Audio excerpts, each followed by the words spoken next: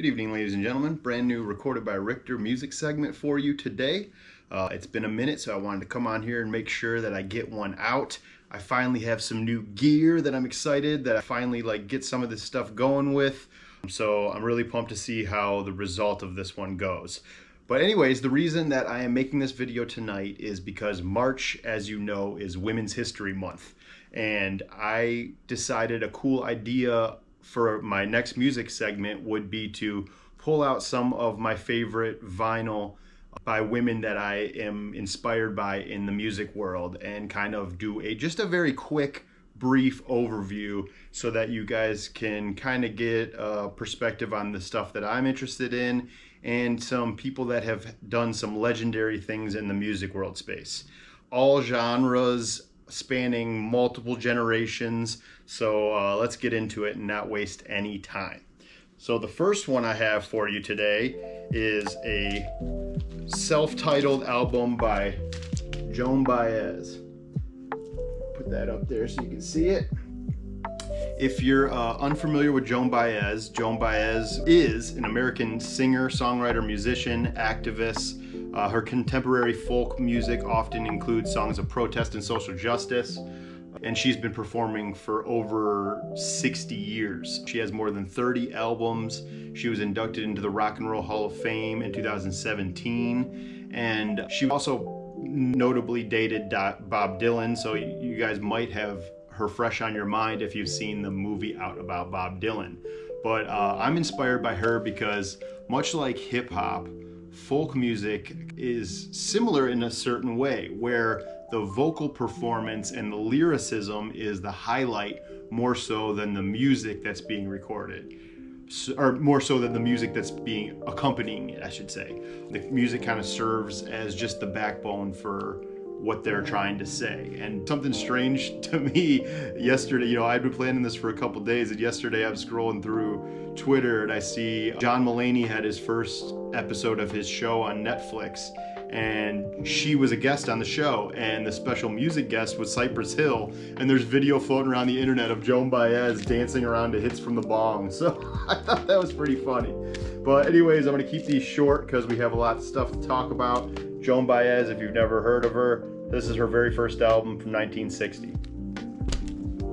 Moving along into one of the most legendary musicians of all time, who unfortunately we just lost, and that's Roberta Flack.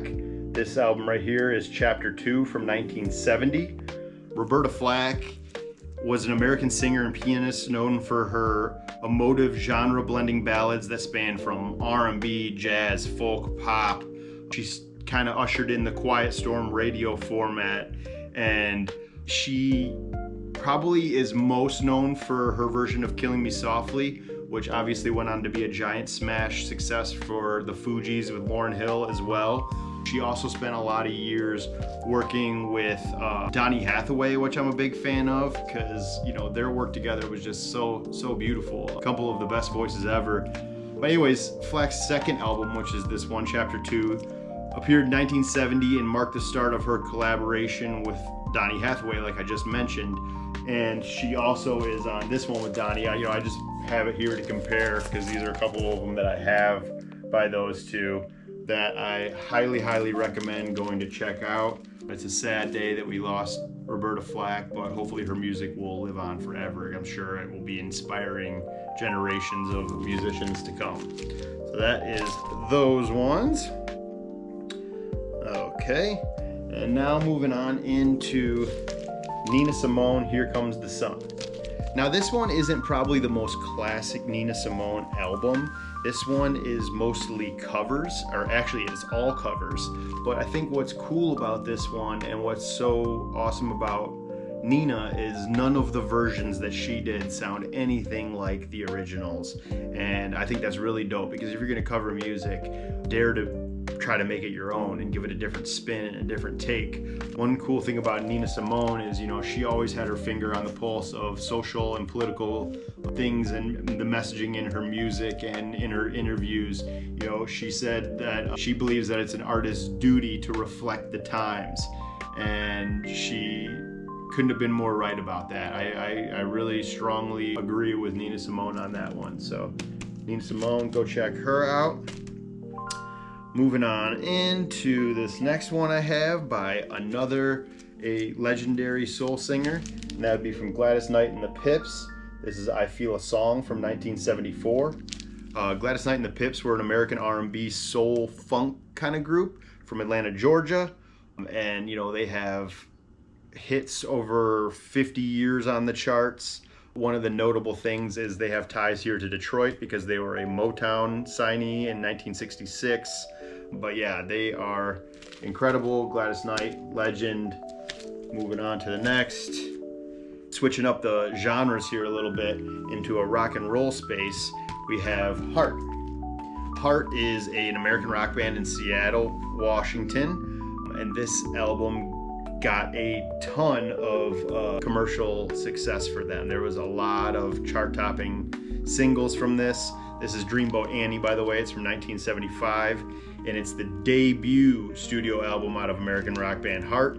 At the time, the band was based in British Columbia, and the album was recorded in Vancouver and released in Canada first, which is kind of funny. And it peaked at number 20 there, and then it eventually will be released in the States later and go on to just be huge for Heart. But, you know, Heart is a huge inspiration on a lot of women in rock music because, you know, the Wilson sisters were just going crazy with the vocals.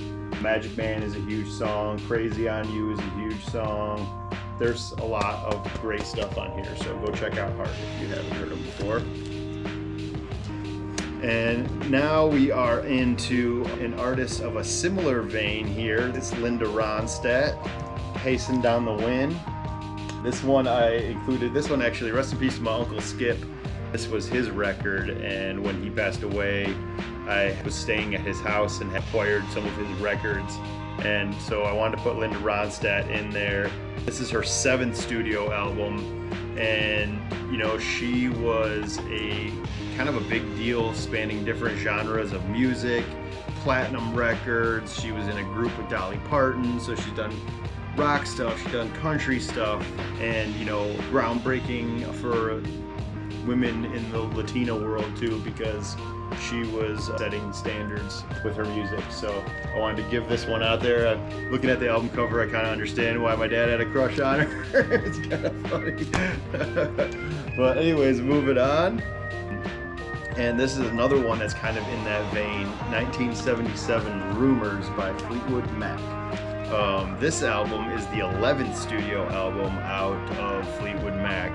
But what I think is so cool about this album is, you know, Stevie Nicks and Lindsey Buckingham dated each other and had a pretty bad breakup. And this album is literally like about that. And they're both in the band, so it's super strange. She's singing these songs at him, about him.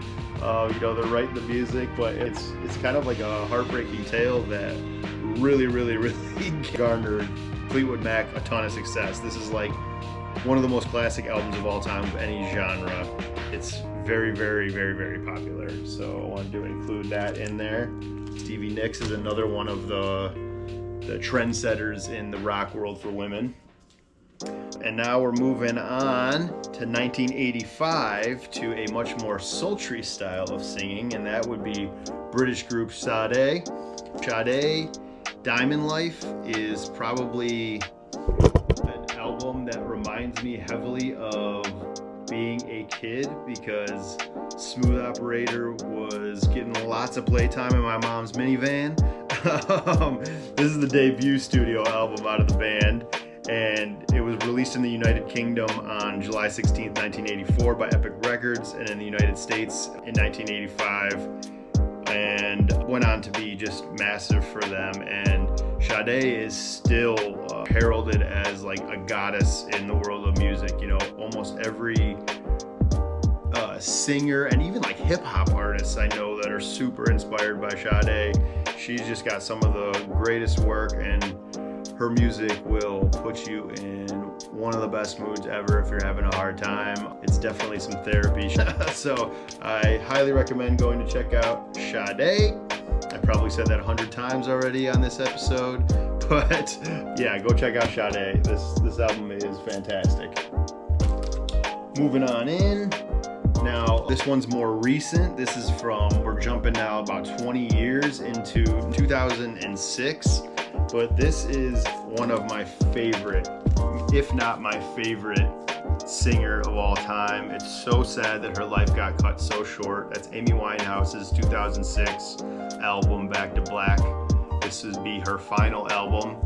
Unfortunately, she battled with depression and alcoholism, and unfortunately a very opportunistic team around her, including her own family, her father. She was calling out for help on this album and in real life, and you know, her family pushed her to keep going and making money instead of getting her the help that she needed, and that just is such a sad story to me.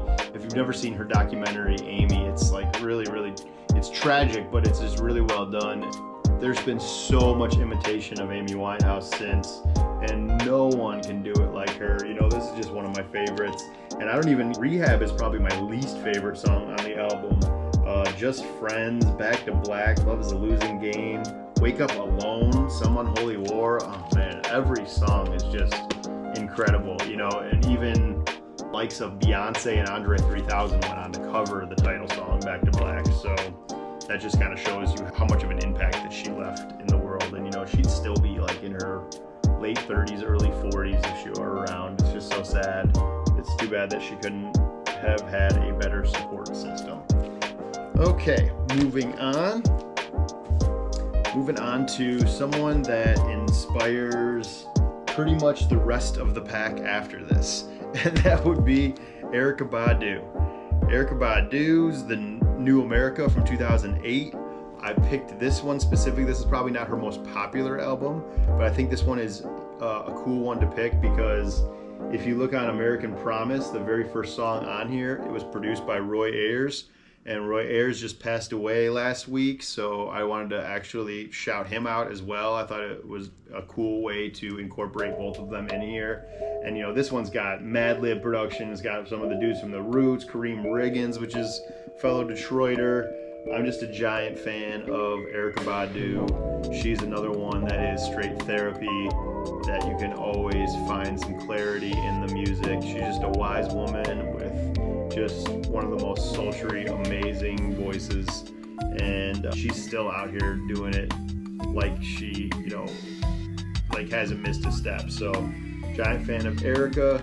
She heavily influenced the next artist I'm about to talk about. I think I said this is 2008, if I didn't mention that though. 2 years later, we get this groundbreaking album, The Archandroid, out of Janelle Monáe. Now this is probably in my top 10 favorite albums of like the 2010s. This album is just such a dope conceptual piece of work. You know, she started this concept, the Metropolis series, with her EP before this that ran this and The Electric Lady following this album, and it all followed the same story of Cindy Mayweather, who is an android.